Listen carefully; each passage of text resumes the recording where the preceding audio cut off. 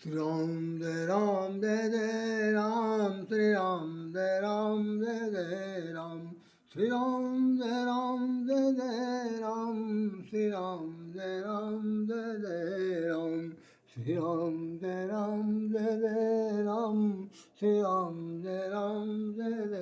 Ram, Shri Ram Jai Ram Jai Jai Ram, Shri Ram Jai Ram Jai Jai Ram, Shri Ram Jai Ram Jai Jai Ram, Shri Ram Jai Ram Jai Jai Ram, Shri Ram Jai Ram Jai Jai Ram, Shri Ram Jai Ram Jai Jai Ram, Shri Ram Jai Ram Jai Jai Ram, Shri Ram Jai Ram Jai Jai Ram, Shri Ram Jai Ram Jai Jai Ram, Shri Ram Jai Ram Jai Jai Ram, Shri Ram Jai Ram Jai Jai Ram. भज गोविंदम भज गोपालम, भज गोविंदम भज गोपालम, भज गोविंदम भज गोपालम, भज गोविंदम भज गोपालम. हरे राम राम राम हरे हरे, हरे Krishna Krishna Krishna Hare Hare. Hare Ram Ram Ram Hare Hare, हरे कृष्णा कृष्णा कृष्णा हरे हरे. हरे राम राम राम हरे हरे, हरे कृष्णा कृष्णा कृष्णा हरे हरे. हरे राम राम राम हरे हरे, हरे कृष्णा कृष्णा कृष्णा हरे हरे. सीताराम सीताराम सीताराम कहिए, जाहि विध राखे राम माहि विधि रहिए. गोविंद हरे गोपाल हरे, जय जय प्रभु दीन दयाल हरे. गोविंद हरे गोपाल हरे, जय जय प्रभु दीन दयाल हरे. हरे भज गोविंदम भज गोपालम, भज गोविंदम भज गोपालम, भज गोविंदम भज गोपालम, भज गोविंदम भज गोपालम, भज गोविंदम भज गोपालम, भज गोविंदम भज गोपालम. हरे कृष्ण मुरारी, हरे कृष्ण माधव हरे मुरारी. हे नाथ नारायण वासुदेवा, हरे कृष्ण माधव हरे मुरारी. हे नाथ नारायण वासुदेवा, हरे कृष्ण माधव हरे मुरारी. हे नाथ नारायण वासुदेवा, हे नाथ नारायण वासुदेवा, हे नाथ नारायण वासुदेवा. हे गोविंद हरे मुरारी, हे नाथ नारायण वासुदेवा, हे नाथ नारायण वासुदेवा, हे नाथ नारायण वासुदेवा. ये आज गोवर्धन पूजा है. गोवर्धन पूजा के उपलक्ष्य में मेरे द्वारा लिखे गए बहुत से लेख छपे हैं. उनमें से आज बहुत मुश्किल से मैं कहीं से अपने अपने अभिलेखों से इकट्ठा कर पाया. तो आप देख लें कि ये 29 अक्टूबर 2008 को 29 अक्टूबर 2008 को डेली न्यूज़ एक्टिविस्ट लखनऊ में छपा था. डेली न्यूज़ एक्टिविस्ट लखनऊ में 29 अक्टूबर 2008 को ये आर्टिकल छपा. दूसरा आर्टिकल आपके सामने राहत टाइम्स दिखाई पड़ रहा है. ये लखनऊ शनिवार 10 नवंबर 2007 को छपा था, जिसमें हमने लिखा है कि हरित समृद्धि के लिए गोवर्धन पूजा की जानी चाहिए. आप देखें कहीं पर इसमें हमारा नाम भी छपा हुआ है. जब देख लें आप तो राधे श्याम राधे इसमें लिखा हुआ है, और इसके साथ भी कहीं पर नाम है. ये नाम संभवतः यहाँ दिखाई पड़ेगा.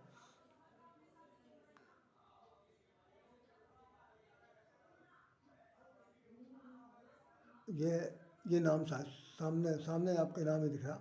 ये मेरा नाम आपके पास दिखाई पड़ रहा है कि राधेश्याम राधे इसमें कहीं पर लिखा दिखाई पड़ रहा. ये दोनों आर्टिकल हैं. अब हम लोग इस पर चर्चा करते हैं. जय श्री राम. बोलिए श्री कृष्ण भगवान की जय. कुंवर कन्हैया लाल की जय। आज गोवर्धन पूजा का बहुत ही महान पावन पर्व है। दीपावली के ये 5 दिवसीय पर्व में ये इस बार किसी तरह से 6 दिन का हो गया था, क्योंकि अमावस्या और सोमवती अमावस्या होने की वजह से गोवर्धन पूजा दूसरे दिन मनाई गई। तो गोवर्धन पूजा अगर देखा जाए तो ये पूजा, ये पर्व, ये त्यौहार, ये हिंदू धर्म की, सनातन धर्म की आस्था का एक प्रतीक वास्तव में द्वापर युग से प्रारंभ हुआ। द्वापर युग में भगवान श्री कृष्ण ने जिस तरह से भी उन्होंने अपना उपदेश दिया, अपनी छाप छोड़ी, उस छाप को यूँ समझ लीजिए कि भाई मैं यही कह सकता हूँ कि उन्होंने, एक तो वो लीलाधारी हैं, दूसरा कर्मयोगी हैं, तीसरे वो टिट फॉर टैट करने वाले, तत्काल जो जो जो उसको होना चाहिए उसके अंदर वो इफ़ एंड बट नहीं चल सकता। भगवान श्री कृष्ण के चरित्र में, कृष्ण चरित्र में सबसे बड़ी बात यह है कि इफ़ एंड बट नहीं चलेगा, जो होना है तत्काल होना चाहिए। यद्यपि वो एक आध बार मौका देते हैं, लेकिन उसके बाद मौका भी नहीं देते हैं। और जैसे वो किसी का भी कुछ भी अगर किसी ने अनिष्ट कर दिया है तो उसको वो पूरी तरह से नेस्ताबूद कर देने में विश्वास रखते हैं कि नहीं, अब ये तो एक प्रकार का कोड़ हो गया है, एक प्रकार का ये फोड़ा बन गया है, इसको तो समाज से हटा देना चाहिए। ये समाज का एक कोड़ है, इसे निपटा देना चाहिए। इसमें भगवान राम का चरित्र तो दूसरा है। वो एक आदर्श के प्रति है कि वो हर चीज़ को पूछ के सबसे करते हैं कि ताकि कोई उनके ऊपर लांछन न लगा पाए। भगवान श्री कृष्ण इसकी बिल्कुल चिंता नहीं करते। लांछन लगे चाहे न लगे, हमें जो काम करना है हम करके जाएंगे। भगवान श्री कृष्ण ने पहली बात देखी कि युद्ध कराना नहीं चाहते थे। इसके लिए उन्होंने खुद ही 1-2 बार प्रयास किया और कौरवों से मिले जाकर दुर्योधन से मुलाकात की, लेकिन वहाँ से जो वापस लौटे उसके बाद तुरंत उन्होंने निर्णय ले लिया कि अब तो युद्ध से ही अंतिम सत्य सामने आएगा। नहीं तो एक बार उन्होंने सोच लिया था कि भाई खून खराबा से, रक्तपात से कोई फ़ायदा नहीं है, अगर 5 गांव दे दी जाते तो क्या दिक्कत है। मैं उस टॉपिक पर नहीं जाना चाहता। मैंने सिर्फ कृष्ण के चरित्र पर 2 शब्द कहने की कोशिश की कि वास्तव में गोवर्धन पूजा मनाने में भगवान श्री कृष्ण की कितनी परम भूमिका है। ये परम भूमिका वास्तव में किस प्रकार से है, इसको आप समझने की कोशिश करें कि गोवर्धन माने दो शब्द से मिलकर बना हुआ है। गो अलग है, वर्धन अलग है। वर्धन माने किसी चीज़ का वृद्धि करना। गो माने 2 शब्द है, गो माने ज्ञान, गो माने इंद्री। तो ज्ञान का वर्धन करना, तो 2 बात तो ये मैंने बता दिया, गो माने ज्ञान, गो माने इंद्री, और गो माने गाय। तो गो वंश का वर्धन करना इस पूजा का सबसे महत्वपूर्ण लक्ष्य है। सबसे पहला लक्ष्य है कि गोवर्धन माने गौ वंश की, गो की रक्षा करना, गाय की रक्षा करना, गाय के वंश की वृद्धि के लिए संकल्प लेना, और संसार में जितने भी जहाँ जहाँ कहीं पर हैं उन गौओं की रक्षा के लिए हमें अपनी भुजाओं को उठाना है, गौ माता की रक्षा करनी। गौ माता ही एक ऐसे, जितने भी जानवर हैं उनमें से किसी को माता नाम नहीं दिया गया और न किसी जानवर को पिता कहा गया। ये भी देख लीजिए, ये बहुत बड़ी बात है हमारे आपके हिंदू धर्म के अंदर कि गौ माता के बाद कोई पिता नाम का नाम कोई चीज़ नहीं है। ये नंदी कहते हैं, बैल को बैल कहा जाता, कोई सांड को सांड कहते हैं, लेकिन गौ माता के बाद दूसरा कोई माता है नहीं। तो गौ माता की सेवा करना, गौ माता के संरक्षण करना, उनके वंश की वृद्धि करना, ये बहुत बड़ी बात है। इसके लिए उन्होंने बहुत बड़ा कदम उठाया और वो प्रारंभिक अपने जीवन काल से वो गाय चराते जाते हैं। अब गाय चराने का एक तात्पर्य समझ लीजिए, गाय चराना क्या माने रखता।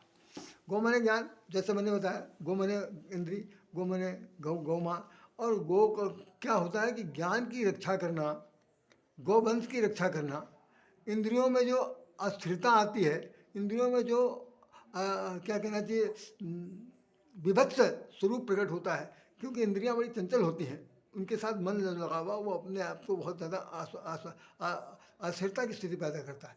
तो कहना उन सब के बारे में ज्ञान के द्वारा, ज्ञान के माध्यम से, ज्ञान की कसौटी पर अपने आप को कस के देखना, गौ माता की रक्षा के लिए ज्ञान वर्धन करना, गौ के वर्धन के लिए संसार में सबकी सम्मत को एकमत जुटाना, ये सब चीज़ें जो है ये गोवर्धन के साथ जुड़ा हुआ है। गोवर्धन का मतलब केवल यही नहीं है कि भाई पहाड़ पर जाए पूजा करके चले आए। अब हम बताते हैं क्या स्थिति है कि गोवर्धन में साथ साथ ये है कि गाय की रक्षा करना, ज्ञान का वर्धन करना, सत्ज्ञान का वर्धन करना, सत्य मार्ग पर चलने के लिए सबको अनुप्रेरित करना, और इंद्रियां अगर कहीं पर अस्थिरता का प्रदर्शन कर रही हैं तो उन पर भी उंगली उठाना ज्ञान के माध्यम से, ये बहुत बड़ी बात है। आप हमारे रामचरित मानस में एक चीज़ देखें, गो के बारे में क्या कहा गया। भगवान राम से जब भरतलाल लक्ष्मण जी ने पूछा कि भैया हमें संक्षेप में कुछ बताइए कि ज्ञान क्या होता है, विज्ञान क्या होता है, और माया क्या है, ब्रह्म क्या है, तो भगवान ने एक बात कही, गो गोचर जहाँ लगे मन जाई, गो गोचर जहाँ लगे मन जाई, सो सब जाने व माया भाई। हे भैया, गोमन ज्ञान, गोमन इंद्रिय, गोचर जो दिखाई पड़ रहा, इन आँखों के माध्यम से गोचर जो हो रहा, जो चीज़ दिख रही है, जहाँ तक दिख रही है, जहाँ तक आपकी दृष्टि जा रही है, वो सब क्या है, सो सब जानो माया भाई, वही माया है, और बाकी कुछ भी नहीं है, सारा संसार नश्वर है। तो हमने आपने यहाँ पर इस बात को इस चौपाई से ये समझ लिया कि गो गोचर जहाँ लग मन जाई, सो सब जानो माया भाई। मन के द्वारा, आपके चंचल मन के द्वारा दृष्टि जहाँ जहाँ तक जाती है वो सब कुछ माया है। और गो मने ज्ञान, ज्ञान के कसौटी पर कस कर देखना है तो मन को एकाग्रचित करना पड़ेगा, केंद्रित करना पड़ेगा, और उसको अपने संकल्प के द्वारा कम से कम मजबूत करना पड़ेगा। तो एक तो वहाँ पर ये हुआ। दूसरा, गोवर्धन के गो के बारे में, गाय के बारे में हमारे रहीमदास ने एक दोहा लिखा, आपने सब लोगों ने बचपन में पढ़ा होगा, गोधन गज धन बाज धन, गोधन वज धन वज धन, गोधन गज धन बाज धन, और रतन धन खान, जब आवे संतोष धन, सब धन धूरी समान। तो पहले क्या चीज़ है, गोधन, गाय धन है, गाय धन है।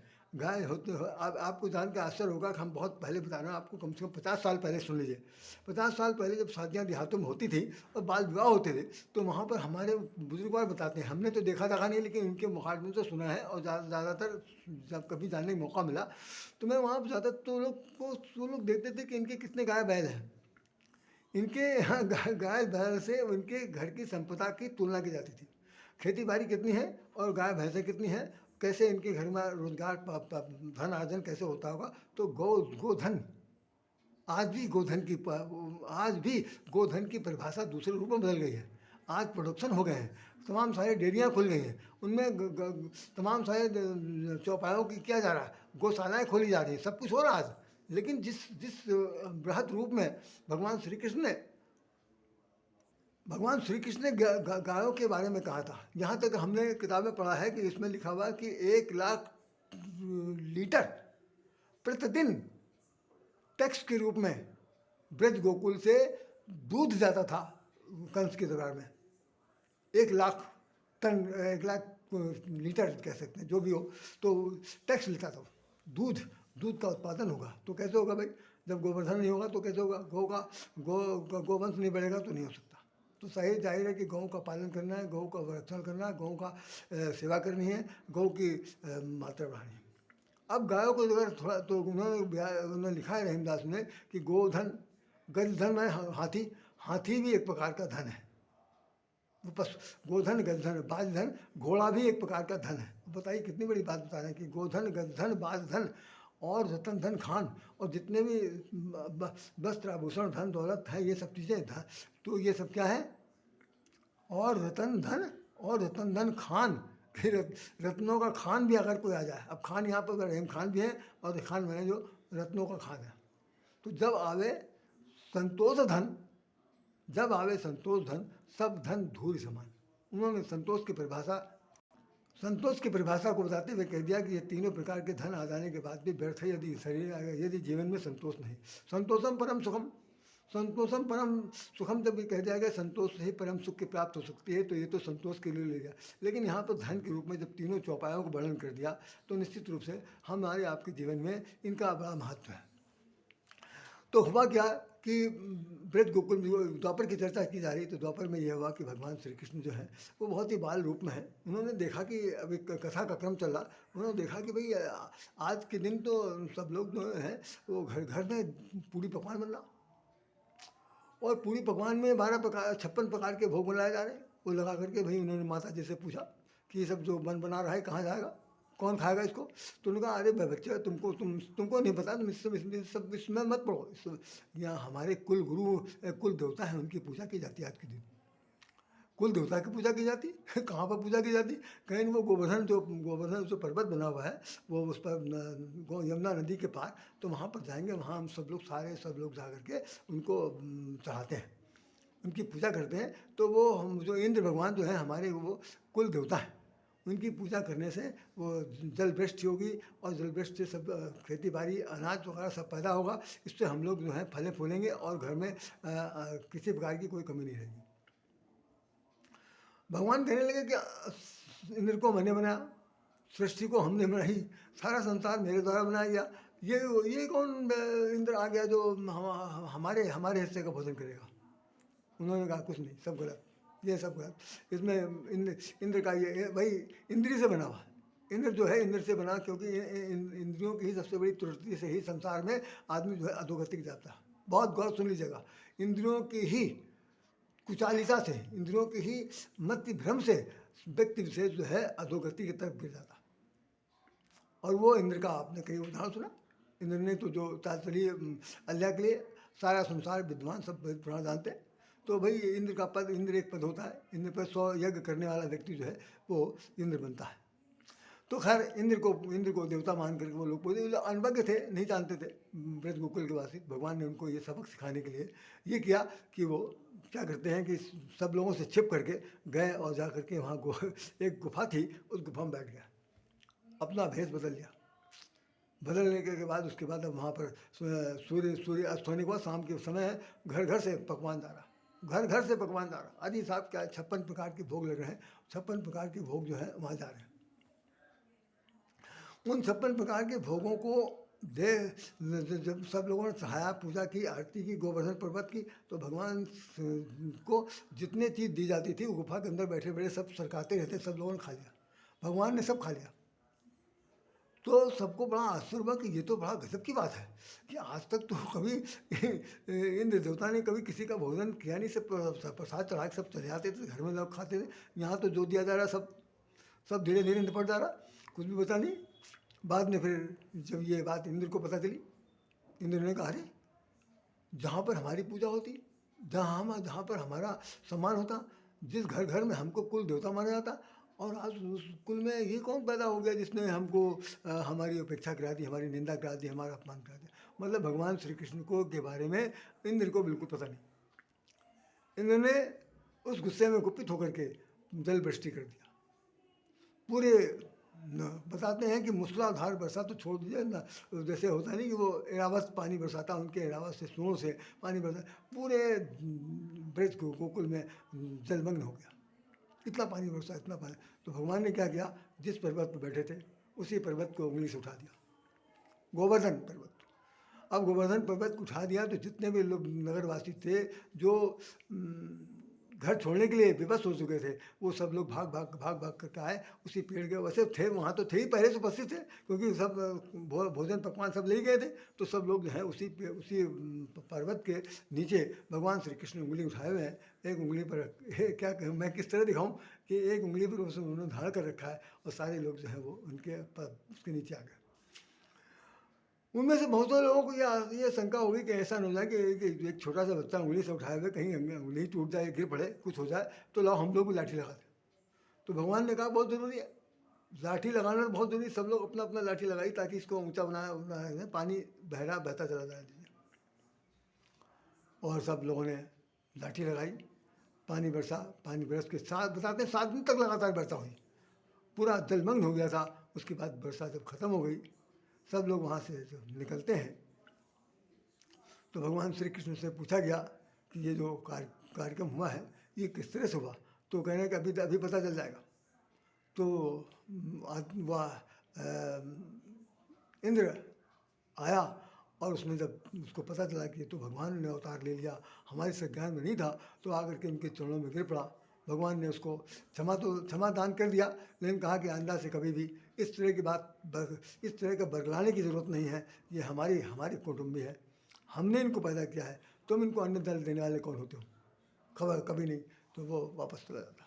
तो इंद्र का मान मर्दन हुआ और गोवर्धन पर्वत की पर भगवान श्री कृष्ण का जो एक स्वरूप बनाते हैं गोबर का बना करके रखा गया। तो उसमें लिखा कि गोबर से भगवान भगवान गोवर्धन पर्वत बनाए गए। उन्होंने उपलों को कहा कि ये जो गाय है, गाय का गोबर है, इस गोबर को खेतों में खलिहानों में डालो, खेत खलिहानों में डालिए और उसके अलावा इससे उपज बढ़ेगी, खेत उपजाऊ होंगे, धन धान से हम लोग संपन्न होंगे, किसी प्रकार की कोई कमी नहीं रहेगी। तो गौ पालन बहुत करना ज़रूरी है। तो गोवर्धन से हम लोगों जो सबसे बड़ी बात जो सीखते हैं वो ये है कि हमारे अंदर ज्ञान की वृद्धि की आवश्यकता है। हमें कुंडमुंड नहीं लाना है। हम किसी के बताए हुए पद चिन्हों पर यह किसी प्रकार की अंधता को स्वीकार नहीं करना चाहिए, बल्कि भगवान ये बताते हैं कि हर चीज़ में एक तार्किक विश्लेषण होना चाहिए और उस विश्लेषण के आधार पर आप किस नतीजे पहुँचे हैं, इसको ज्ञानेंद्रियों के द्वारा समझिए, समझ करके कदम उठाइए। जो ये गोवर्धन पर्वत हमने उठाया है, ये समझिए कि जीवन का सबसे बड़ा पर्वत है। समस्या एक पर्वत है। उस समस्या को उठाने के लिए रोना गाना नहीं है। पानी बरस रहा है, एक समस्या है, उसके लिए आपको संसाधन भी ढूंढना है, उसके लिए आपको कमर भी कसनी है, उसके लिए वो काम करना है जिससे आपका जीवन में सुधार आ जाए या सुरक्षित हो जाए। तो कह रहे हैं कि हमने जैसे उंगली उठा ली है, उंगली पर धरती उदाहरण के लिए आप देखिए पीछे, हमारे ठीक पीछे जो ये फोटो लगी हुई है, इस फोटो के अंदर आप देख रहे हैं कि भगवान श्री कृष्ण जो है वो उठाए हैं। तो वो बताना चाहते हैं कि जैसे पर्वत को हमने उठा लिया, ऐसे आपके जीवन में भी तमाम सारे समस्याओं के पर्वत आ सकते हैं। उन पर्वतों को उठाने के लिए आपको हिलना डुलना नहीं है, आपको किसी तरह का अस्थिर नहीं होना है, और साथ साथ करना क्या है कि पुरुषार्थ करना है। लाठी तो एक मामूली बात है, लाठी का मतलब भी यहाँ भी है कि आपको अपने विवेक से क्या तत्कालिक प्रभाव से किया जा सकता है जिससे आपका संकट दूर हो जाए, वही लाठी है। उसी का तत्कालिक प्रभाव से जो किया जा सकता है। तो उन्होंने तत्कालिक प्रभाव से अगर एक उंगली उठा दी थी, तो तत्कालिक प्रभाव से आपको भी लाठी नहीं बल्कि साधन जरूरत इकट्ठा किया जाए। तो ये गोवर्धन पूजा की सबसे बड़ी महत्ता बात थी। और उन्होंने ये बता दिया कि गौ से ज्ञान की वृद्धि होती है, गौ से ज्ञान का वर्धन करना है, गौ से गौ माता के वंश को वृद्धि करनी है, और गौ उसके वृद्धि से जल प्लावित का कोई समस्या होगी तो समाप्त हो जाएगी, जिनका मान मर्दन करना उनका मान मर्दन हो जाएगा, और आपके जीवन में फिर से क्या होगी, हरित क्रांति की स्थिति आ जाएगी। सारा जो ब्रज गोकुल की जो पृष्ठभूमि है वो हरितमामयी शोभा से भर जाएगी। इसी की ज़रूरत है। आज हम लोगों के यहाँ उर्वरा शक्ति बढ़ाने के लिए तमाम सारे कंपोस्ट कृत्रिम खादों की ज़रूरत पड़ रही है, यूरिया की ज़रूरत पड़ रही है। कंपोस्ट कार्ड है ही नहीं, खेत खलिहान से तमाम सारे जानवर भाग देगा। और आप देखिए कि हम लोग अब गायों की तरह बहुत बड़े हैं, बड़े बड़े जो संत महात्मा बने थे घूम रहे हैं, वो लोग गौशाला पाल रहे हैं। और गौशाला पालने के बाद सबसे बड़ी बात क्या कर रहे हैं कि वो हरे घास है, उनके नीचे फूड लाइन पर लिख के आता है 21,000 रुपया ये है, 51,000 रुपया ये है, 1,00,000 रुपया ये है गौ को खाना खिलाने के, उसको उसके चारा खिलाने के लिए। अरे कोई ये नहीं कह रहा है कि घर में एक गाय पाली जानी चाहिए। आपकी गौशाला के अंदर जो गाय जा रही है उनका दूध कौन पिएगा? आखिर में अगर 50 गाय पाली गई एक महात्मा के घर, एक महात्मा के गौशाला में, तो 50 गायों का दूध कौन बेचेगा, कौन खाएगा भाई? राशन तो खाएंगे नहीं। 21,000 रुपये दे के चले आए, 51,000, 1,00,000 रुपये दे के चले आए। तो भाई हम तो ये कह रहे हैं कि भाई आपके मुखारबिन से मंच के आधार पर ये क्यों नहीं कहा जाता कि हर घर में गोवर्धन होना चाहिए। अब ये लोग कहिए कि हाँ तो एक ढाबली में रह रहे हैं, एक छोटी से 1 रूम सेट रह रहे हैं, EWS में मकान में रह रहे हैं, कहाँ गाय पालेंगे? हाँ तो समस्या है। इसके लिए एक व्यवस्था होनी चाहिए, उस व्यवस्था में सब लोग पैसा लगाएं, हर यूनिटी बननी चाहिए, और उसके लिए बड़ा प्रांगण लिया जाए, उसके अंदर गौओं को पाला जाए। गौओं के पालन में जो सबका खर्चा आता है सब लोग कंट्रीब्यूशन करें, और उससे जो धन धान से संपन्न हो सकते हैं, जो खान पान बढ़ा सकते हैं, जिससे हर प्रकार की वृद्धि हो सकती है, सरकार के हाथ अगर मजबूत हो सकते हैं तो सब कुछ कहता है। केवल ये नहीं कि भाई गौशाला एक सज्जन ने खोल दिया, एक महात्मा ने खोल दिया तो भाई वही लोग पेट भरें और उनके पेट जो है चौड़े दुगने हो जाए, हम जो है वो पिचकारी की तरह पिचक के चिपक जाए। हम तो ऐसे गोवर्धन की क्या बात भाई? भगवान की पूजा करनी है, भगवान का आदेश पालन करना है, भगवान के बताए हुए पद चिन्हों में चलना है, तो मेहरबानी से हमको ज्ञान की वृद्धि करनी पड़ेगी। हमें इंद्रियों का दमन करना पड़ेगा, और हमें देखना पड़ेगा संसार में वो कौन कौन सी चीज़ें हैं जो हमारे लिए घातक है। उन घातक चीज़ों पर हमें अंकुश लगाना है और पुरुषार्थ का काम करना है। उंगली से नहीं, 5 हाथों से करना है, 5 हाथों से नहीं, मुट्ठी से करना है, और कुछ नहीं तो दोनों हाथ से करना है। तब गोवर्धन पूजा का मतलब समझ में आएगा। ये क्या बात है, गोवर्धन पूजा, गोबर लाग रख लिया, उसके बाद झंडी फहरा ख़त्म कर दिया? नहीं, उसका चरितार्थ करने के लिए बहुत कुछ करना पड़ेगा। यही सच्चाई है। आप देखिए कि गो वो होता है कि बहुत बहुत बहुत सारे लोग इस समय तो गौओं को यहाँ शहर से बाहर भगा दिया गया। उनके अलग अलग सरकार ने कुछ खोल खाल दिया है, तो वो जाने सरकार जाने, मैं नहीं जानता, ज़्यादा नहीं जान सकता, इस प्रश्न में पढ़ना नहीं चाहता। पर हमारा मतलब ये है कि गौ की अगर पालन करना है तो कुछ ऐसा कुछ किया जाना चाहिए कि जिसमें सामूहिक इसमें कंट्रीब्यूशन हो, वो करें, तो तभी हो सकता है। एक टिटहरी नाम के एक पक्षी होता है, सुना होगा आप लोगों ने। तो वो रात में जब सोता है तो वो ऐसे कर लेता, दोनों टांग ऊपर कर लेता। रामायण में लिखा हुआ रामायण में लिखा हुआ है कि जिस वक्त वो लंका में युद्ध हो रहा था, तो कुछ लोगों ने ऐसे उठा लिया था, तो टिटहरी का नाम आया था कि उसने ऐसा पैर किया कि आसमान से कोई चीज़ अगर टूट के गिर रही हो तो हम इस पैर से बचा लेंगे। तो बड़ा हास्यव्यंग के तौर पर गोस्वामी जी ने लिखा था कि ऐसे ऐसे लोग भी पड़े हैं कि जो लोग सोचते हैं कि पहाड़ को हम अपने पैरों में उठा लेंगे, पंजों में उठा लेंगे, लेकिन ऐसा हो नहीं सकता। उसमें सामूहिक समर्थन की ज़रूरत है, सामूहिक उद्वेग की ज़रूरत है, सामूहिक साहसवर्धन की ज़रूरत है। तब कहीं हमारा ये गोवर्धन पूजा का लाभ हो सकता है। नहीं तो ये तो द्वापर की घटना थी, उस युग का प्रतिनिधित्व करते हुए यहाँ पर तो युगों युगों तक चलेगा। हम रहे चाहे न रहे, आप रहे चाहे न रहे, निश्चित रूप से पीढ़ी दर पीढ़ी इस परंपरा को दोहराया जाएगा। लेकिन वास्तविक अर्थ वही समझ सकता है जो इसका मतलब समझ ले कि गाय, गो मने ज्ञान, गो मने गाय, गो मने इंद्रियाँ, और गो मने वर्धन करना। इन तीनों चीज़ों को जो वर्धन करना जानता है, इसको जो बढ़ाना जानता है, इसकी उत्थान के लिए सुकृत संकल्प है, वही गोवर्धन पूजा का असली मतलब जानता है। बाकी भगवान श्री कृष्ण जो है वो अदृश्य रूप में हमारे आपके साथ हर समय हमारे सिर पर रखे हुए पहाड़ को उठाने के लिए तैयार हैं। इस बात के लिए मैं संकल्प सहित कह सकता हूँ। शर्त यह है कि आप भी संकल्पीकृत होइए, और वो तो उंगली लगाए हुए, आपको जो संसाधन भगवान ने दिया आप उसको शुरू करिए, तब कहीं गोवर्धन पूजा होगी। मैं समझता हूँ इन्हीं शब्दों के साथ राय श्याम राधे आप लोगों से हृदय से नमन करता है, और ये बताना चाहता है गोवर्धन पूजा हर वर्ष मनाइए। ध्यान रखिए कि गाँव का अच्छा, आज इस समय कुछ विजातीय लोग गाय के बारे में कुछ ज़्यादा अच्छा मन नहीं रखते हैं, उनके द्वारा उसका वध करने जैसी स्थिति बन गई है। तो कम से कम उस पर भी एक आपका सबको उंगली उठानी है। कम से कम हमें गाय को बचाना है, क्योंकि हमारी माँ है। अगर माँ पर किसी ने उंगली उठाई तो फिर भाई बच्चा को सामने आना चाहिए। इन्हीं शब्दों के साथ मैं राय श्याम राधे आपको नमस्कार करता है, और मैं ये चाहता हूँ मेरी तरफ से अगर किसी प्रकार की कोई त्रुटि हो गई, बोलने में त्रुटि हो गई है, कोई अप्रियता की बात आ गई, किसी किसान स्वाभिमान में कोई कष्ट हो गया हो, या मैं जो बताना चाहता हूँ कि भाई जो लोग गाय के पीछे पड़े हुए हैं, या अप्रोक्ष रूप से उनको बहुत ही उनकी दुर्दशा है, उन लोगों पर उंगली उठाई जाए और कम से कम उनसे बचाने का प्रयास किया जाना चाहिए। अगर आपने प्रेमचंद का बैल, 2 बैलों की कथा पढ़ी होगी, तो उसके अंदर लिखा था एक कसाई जो है वो दौड़ता है बैल को मारने के लिए। तो क्या हुआ था कि रास्ते में एक आदमी था, उससे उसने पूछा कि क्या इधर से बैल गया? तो उसने तुरंत कह दिया कि जिन आँखों ने देखा है वो बोल नहीं सकते, जो बोल सकता है उसने देखा नहीं। तो कसाई जो है उसने कहा, अरे तुम यहीं खड़े थे, तुम्हारे सामने बैल दौड़ता हुआ गया, आपने देखा नहीं? कहना मैंने बिल्कुल नहीं देखा। तो निश्चित रूप से हमें अपने गोवंश को बचाना है, तो बहुत सावधान रहना पड़ेगा। मेरी तरफ से कोई बात गलती हो गई, क्षमा चाहता हूँ। इन्हीं शब्दों के साथ राय श्याम राधे आपको नमन करता। जय श्री राम।